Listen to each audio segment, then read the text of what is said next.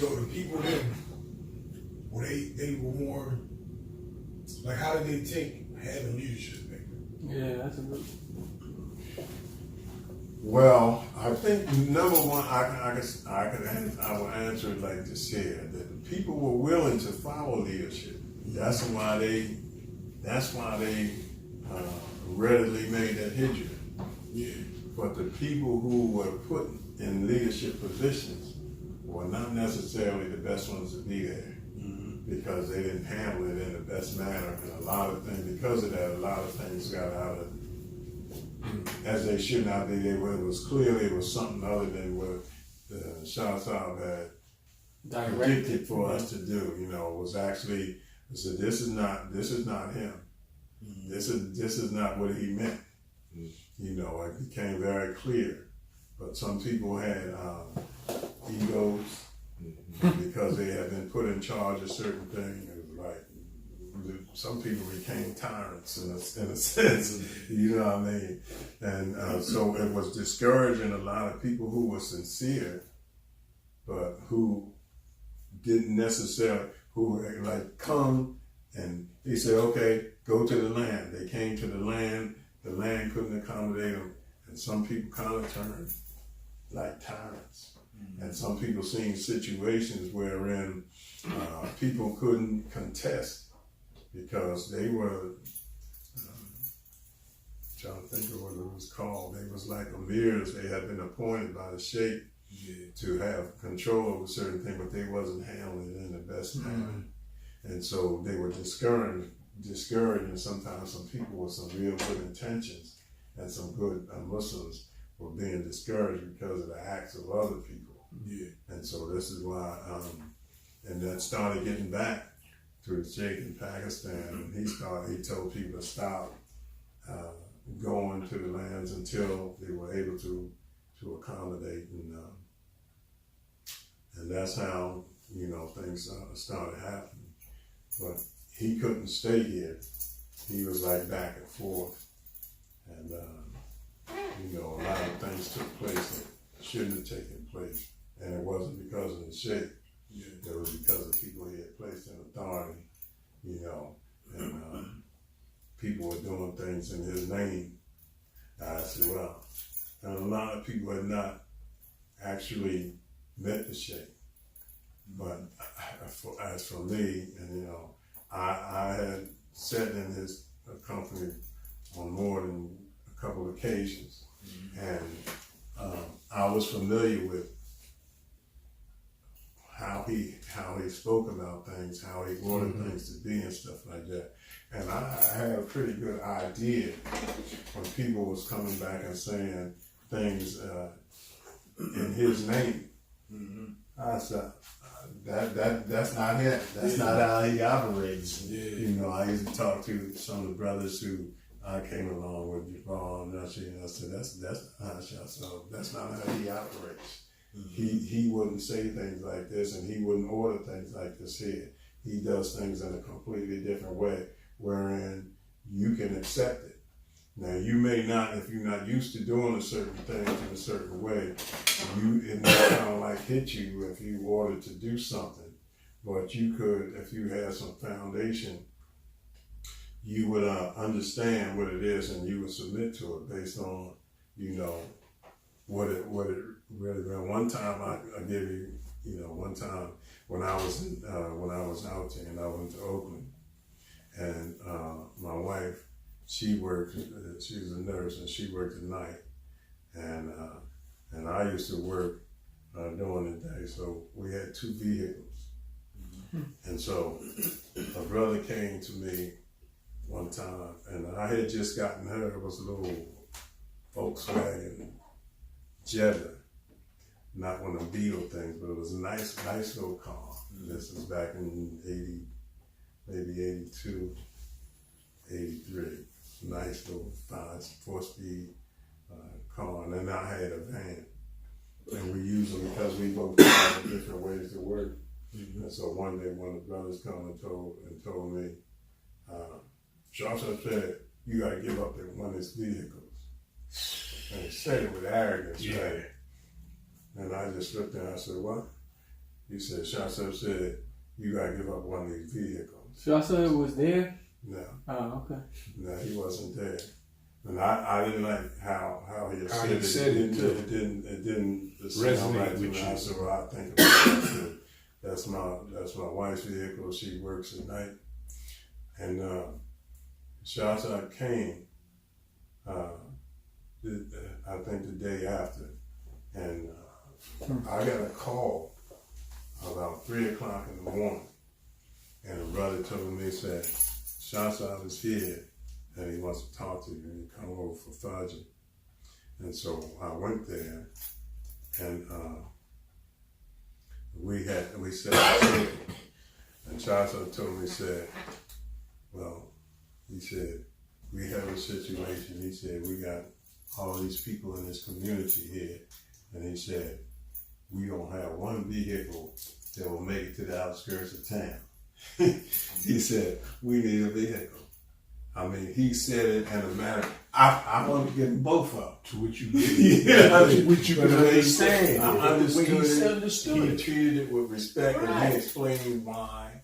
He said, we don't have a vehicle. He said, the brothers have to travel back and forth to do certain things for the community. He said, we don't have one vehicle that will make it to the edge of town. Yeah. Brother just told us, you got to give You up. got to give up. Man, Like you that. coming from a gangster stuff. Yeah, like that. Man. So, I gave it to him. I told my wife, I said, don't worry. I said, we get it now. I'm going to tell you, Shah Sahab had it seriously. I mean, I was, you remember when he came to Trenton? And I was there. When he came to Trenton. He has a beautiful manner. Yeah. Look, I've never seen a man with a more beautiful way of, of if he wants something or if he was teaching or anything like that. He had a beautiful manner. I mean, You would accept. oh man, you ready to give everything. Yeah. But he was a good man, very good man, and whatnot. And you sat and talked with him. You know why. So what happened? What happened to the people then? Like where People all over. The people are mostly still. Some people straight. Some people straight, and some people are still hanging on. But the original people, or when I say original, I'm talking about the people from the time that I actually accepted it and embraced, Daruul Islam, and then when it turned into, Muslims of America, and the people that I encountered, man, I encountered a lot of very good people. I mean, real humble people. I've always said that, from the time that I came home with Shahada and I started leaving, I still get overwhelmed when I think about it. When I used to go to Philly, I used to go to New York for classes, go to Washington. Everywhere we went, them people made me feel like I knew them for all my life. Just like I didn't feel no different being around them than I did my blood family and stuff like that. They opened up doors, they fed us. Sometimes it was relate and stuff like that. They gave us a place to sleep. You know what I mean? And make sure that, hey, you're getting on the road, y'all got gas and stuff like that. I mean, it was just a flow out like it was supposed to be. Those was times that I don't know if people see those times right now, like when people take Shahada now. Yeah, we don't, man. And I was telling that this brother here, even when we started here in Pleasantville, we had 4 or 5 families, different people, and we used to go every night. We would be at each other's house. I knew your kids and all of their names and how old they was, and you knew mine. And everywhere we went, and we would go and sit, and we sat on the floor and spread out. And the wives would come and put big spreads out there for everybody to eat and stuff like that. And we would have studies, and then we, laugh and joke and have fun and stuff like that. Yeah. But those were some times when that was a great time to be Muslim. That was a great time to actually understand and to be able to accept, responsibilities as a Muslim to each other. You know, those times. and but they don't exist no more. It's not like that no more. Yes, I mean, like, what you think happened though? 'Cause Yeah. like when from I took Shahada in '98. So from the time that I took Shahada to now, like it changed a lot, and I don't even get to see those times that you guys had. But to me, I think now, I think that a lot of it's like the Muslims have so much information now, right? We got all this extra information. We know different mafahib. We know this sheikh and that sheikh and whatnot, and then we just that's unified. Like, you know what I mean? It's like we got all this info, all this knowledge, but we don't have that love in our heart like y'all generation had. You know what I mean? Yeah, well, it's I said this, from the beginning. I told these to my kids and stuff like this. There's a three stage. There's information, and then then you can come to knowledge from that information, and then if Allah so wills, that can come to wisdom, and the wisdom is what allows you to have input or depart with the information and knowledge and put it in perspective, and then to impose it to others or to give it to others, to teach it to others. But a lot of time people have information, but they don't really have the knowledge. And then sometimes you have information and knowledge, but you don't have the wisdom how to deliver it to people where they can receive it. You can be turned off with that. Yeah. All depends on what's up in here, what you doing with it and why you doing it, your intent. And a lot of times that's what we encounter. It goes right back to what I said before about we all come from different backgrounds. We weren't always Muslim. We were hustlers and pimps and prostitutes and gangsters and killers and all that stuff. And sometimes we bring that with us into the deen. Sometimes some of us, we'll bring that with us, and sometimes some of us at our best, sometimes we fall off and we might revert back. But if a brother or a sister is fortunate and Allah gives them, because knowledge is a trust. It comes from Allah. Allah said you had very little, except what I gave you. You had very little. He is the all wise. But sometimes we can get some read a few books and stuff like we think we all wise. And then the niggardliness comes out of us. We start because Allah, he's not only all wise, but he's all just, and a lot of times when people take Shahada and they say, that they accept it, but a lot of times you read Quran, and Islam is tough in the beginning. Islam is tough to be able to do these things and to make these sacrifices and changes with your life until Allah actually puts that belief in your heart. You know what I mean? And but after you learn, if Allah allows you to learn some things and to really grasp some things, all of that becomes easier because it came from Allah. It's hot. You know what I mean? But sometimes, as human beings, we learn something, and Allah said He's all wise, He's all just. But a lot of times, the people who get this information or knowledge or whatever they might think it is, they become arrogant. And you can read several hadiths about that, how when they become arrogant and how they become tyrants because of certain knowledge and stuff like that. But when you leave, even though Allah say, hey, you can't do this, you can't do that, this is punishment, this, and it's scary when you first learn it.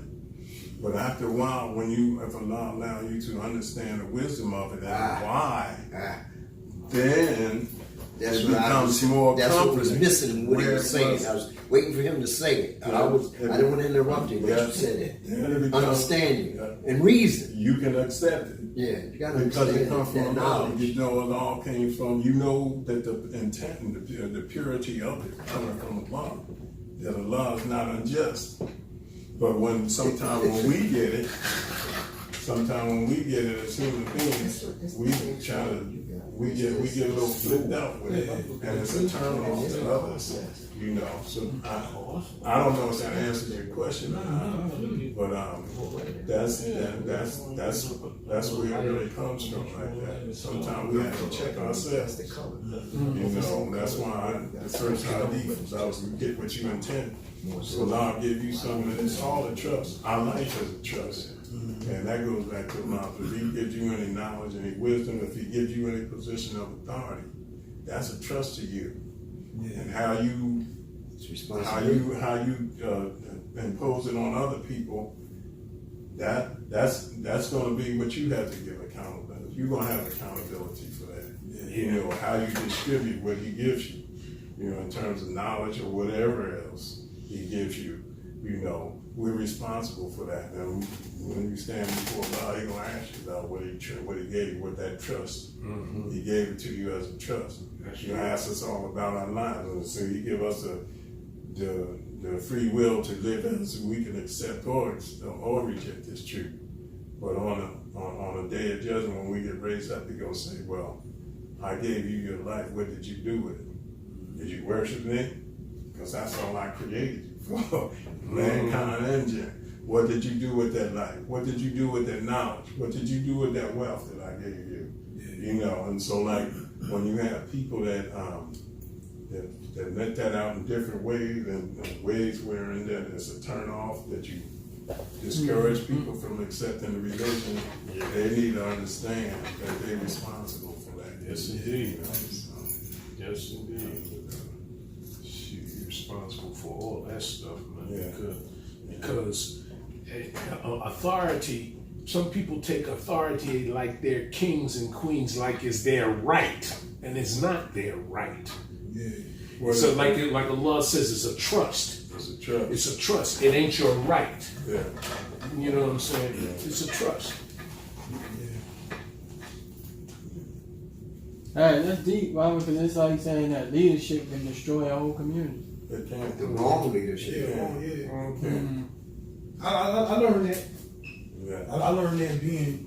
And a lot of people around here learned that. Because it's different. I learned it watching other people.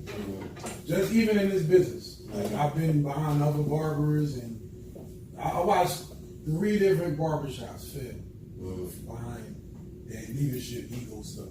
And I watched, for me personally, like, you know, from being a husband, from being a father, you know, you mess stuff up with that. You don't be thinking you being arrogant, but you know what I mean? Sometimes, because you get quick to demand your rights on somebody else. And that's the thing, you don't really, you know, a wise person ain't worried about his rights, you worried about you giving somebody else their rights. Yeah. You know what I mean? But we always get stuck in this spot where you're supposed to do this, you better listen to me, you better, you know what I mean? And I'm guilty of that. You know? Yeah. But because that's what keeps you humble. When you understand that, you know, even though Allah put you in a position, you're responsible for dispensing of any authority in a proper way. Let's say like Pharaoh.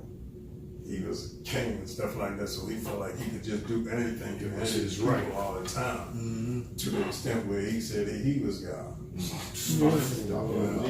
So, you know, we can do certain things, and we get put in certain positions, and we can abuse people with that authority. And we don't realize that we abuse ourselves until we get called up. You know, because it was a trust. Because it's only there as a trust. And not only allowed you to have this, you didn't get there. You didn't, you know, you only here because He created mankind. So if He gave you some kind of authority, you know, you have a responsibility with that as well. And we have to understand that. And then we have to understand that everything that we get, every gift that we draw comes from Him as His will. So if He entrusts you with something, you have to dispense of that and carry that out in a manner that's pleasing to Allah. Once you know the truth, you have to do. You are obligated. Yeah. Once you know the truth, once Allah allows you to know the truth, and when you see people who are in positions of authority and they're abusing it, they don't really know the truth. And if you mess around and look and examine them, pretty much you can see if he only knew, he wouldn't do that. You would know. Because Allah manifests those things. They manifest it to you. Now, when I became Muslim, right? And well, he knows that I always look at the Bible also. And but the thing of it is, that's one of the books we believe in. Yeah. What the original form. Yeah. So that's sort of feel. That's right. But there are certain things in there though. Like for instance, it said what I liked about it is because when I became Muslim, there were certain things that Isa and all the prophets did. I wanted to look in the Bible and see did they do it the way they did it. Yeah. And it's true. I've seen it says that Moses fell on his face and prayed to Allah, prayed to God, and it says that right in their book, just like we do. It says that Daniel prayed. Daniel prayed 3 times a day. Prayed. He made salat 3 times a day, morning, noon, and evening. It said that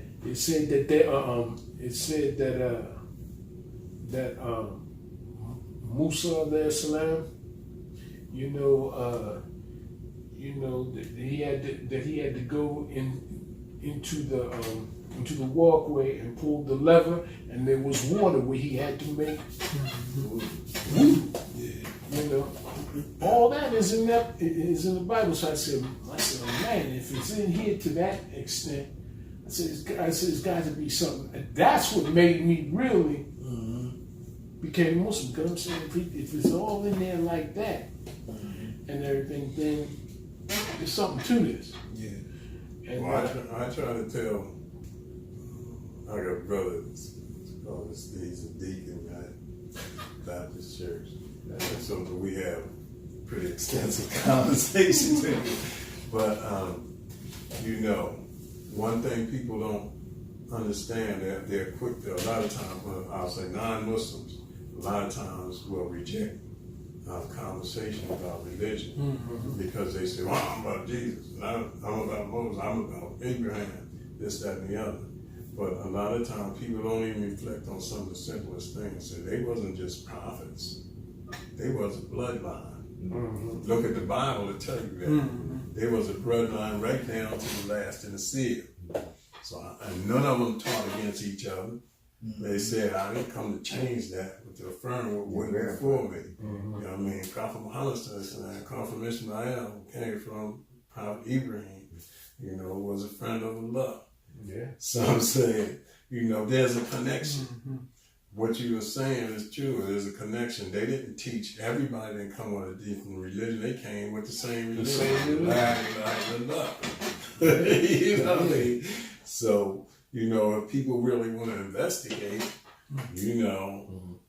it's not that far because a lot of times people said. I mean, when I took a shahada, I remember there was a correction officer there, and we used to have, like I said, meetings on a regular basis, on a basis in the cell block, and he used to come up, and he was knowledgeable from his military thing. He was an okay guy for a correctional officer. He said, "What?" He said, "Y'all, can you tell me something?" He said, "I don't understand." He said, "You know that the Arabs," he said, "You know the Arabs had slaves too, don't you?"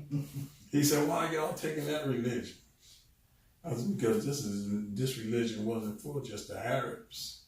This religion was for the world." Right. It might have started there. But this religion was for the world. That was back in the time of Jahiliyyah. Yeah. Back in the time of corruption, Jahiliyyah, Yeah. and whatnot. Islam That's does just where it say- started. Christianity spread out as well. You know, but it started somewhere. Yeah. You know, so In the days of ignorance, it was back then. yeah. When they took slaves. And Yeah. that's what happened. But then when Rasul Akram came, it was He abolished. gave him rights. At least most of it was abolished. Yeah. And whatever. And then especially when you had Muslims that went all over the world to various parts of the Yeah. world, they abolished it. Yeah. Yeah. You know what I'm saying? They abolished it. The thing about slavery in Islam, right, is that Islam never legislated slavery. Slavery existed amongst the people before Islam came. Islam came and gave them rights. Mm-hmm. They didn't have rights at all. That's true. Eventually, till it was just dissipated out of the society. Because whatever you would do, the Prophet, like the Quran or the Prophet sallallahu alaihi wasallam would say, if you do this, free a slave. If you take this from a person, free a slave. It was getting it out of the society. Yeah. And even with Feeding what you eat. yeah, that's what I was about to say. The rights of the slaves. The slave's supposed to match the clothes of the master.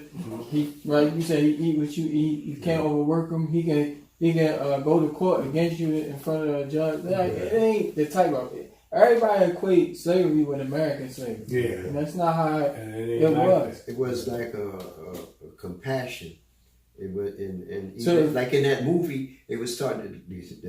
He was saying that there was even a law about how much you put on the camera. Yeah. So it's like, you know, just showing some compassion to the Creation. creation. السلام على المرسلين الحمد لله رب العالمين